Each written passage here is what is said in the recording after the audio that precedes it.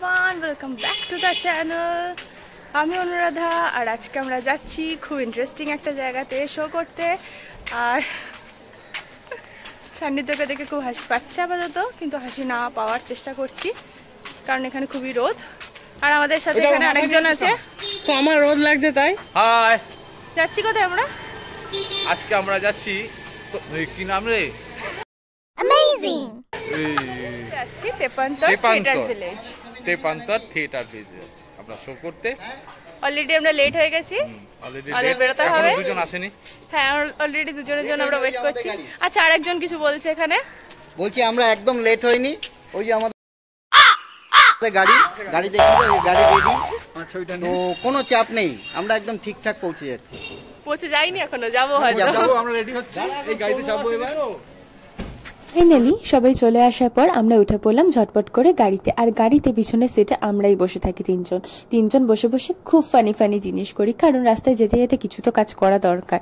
তো যেহেতু আমরা সকাল সকাল বেরিয়েছিলাম, প্রত্যেকের খুব খিদে পেয়ে গেছিল, তাই রাস্তায় পড়েছিল দার্জিলিং মোড়। দার্জিলিং মোড়ে না ঘটেলে আমরা প্রত্যেকে চলে গেছিলাম। যখনই আমাদের এই দিক থেকে কোথাও যাওয়ার দরকার হয় আমরা কিন্তু এখানেই যাই কিছু ছোটোখাটো টিফিন করার জন্য। ছোটোখাটো টিফিনের জন্য কিন্তু জায়গাটা খুব সুন্দর। আর ওখানে আমরা আজকে অর্ডার করে নিয়েছিলাম বেবি নান, সাথে একটু আলু ভাজা, কারণ যেহেতু সকালে আর রোদ গরমে এসব খাওয়াটাই বেটার বলে মনে হয়েছিল। তারপর আমরা ঝটপট করে পৌঁছে গেছিলাম আমাদের গন্তব্যস্থলে। এখানে গিয়ে প্রথমে আমরা চলে গেছিলাম আমাদের শোয়ের স্পেসটাতে, কারণ যে স্পেসে শো হচ্ছে সেই স্পেসটা কিন্তু দেখে নেওয়া খুব দরকার প্রত্যেকটা আর্টিস্টের ক্ষেত্রে।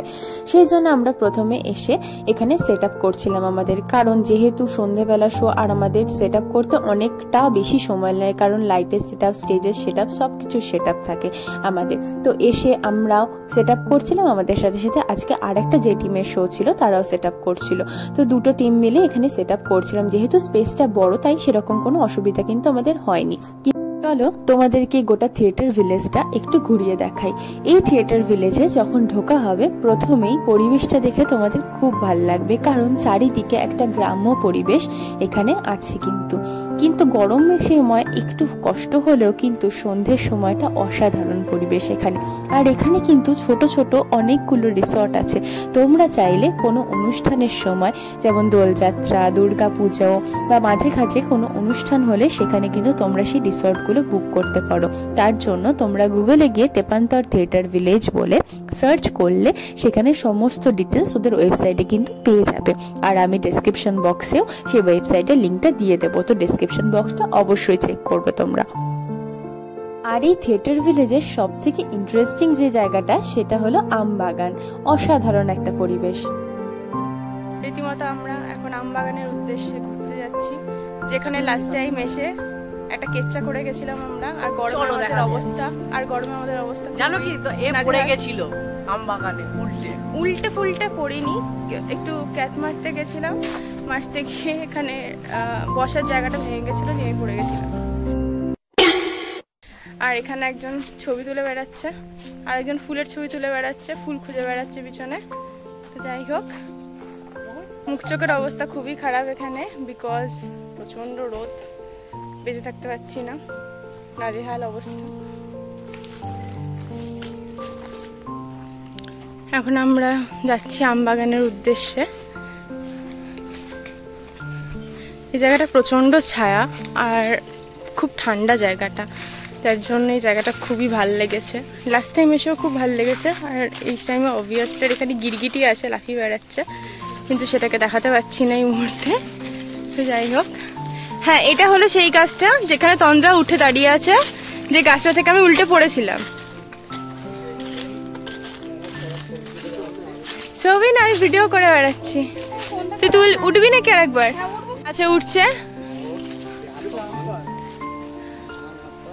না, হাত পাকেও ভাঙবো না, এটা আমার অভ্যাস, কারণ আমরা বাঁদরগিরি করেছি এখানে এসে। অবশেষে মোহর আবার এই সেম গাছে উঠছে যে গাছ থেকে আগেরবার মোহর পড়ে গেছিল। আমি এখানে ফুল কালেক্ট করে তোদের ছবি তুলছি। কই, কি ফুল এটা? কানেও গোজা আছে আর একটা।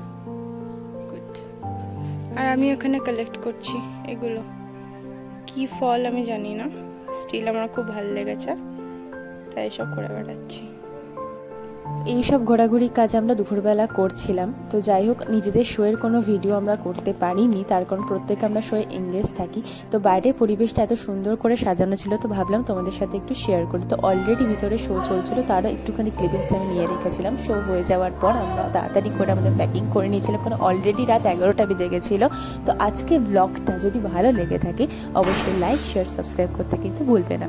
দেখা হচ্ছে খুব তাড়াতাড়ি একটা নতুন ব্লগ নিয়ে। আজকের জন্য টাটা, আর থ্যাংক ইউ ফর ওয়াচিং। ওটা উপরে থাকবে দাদা।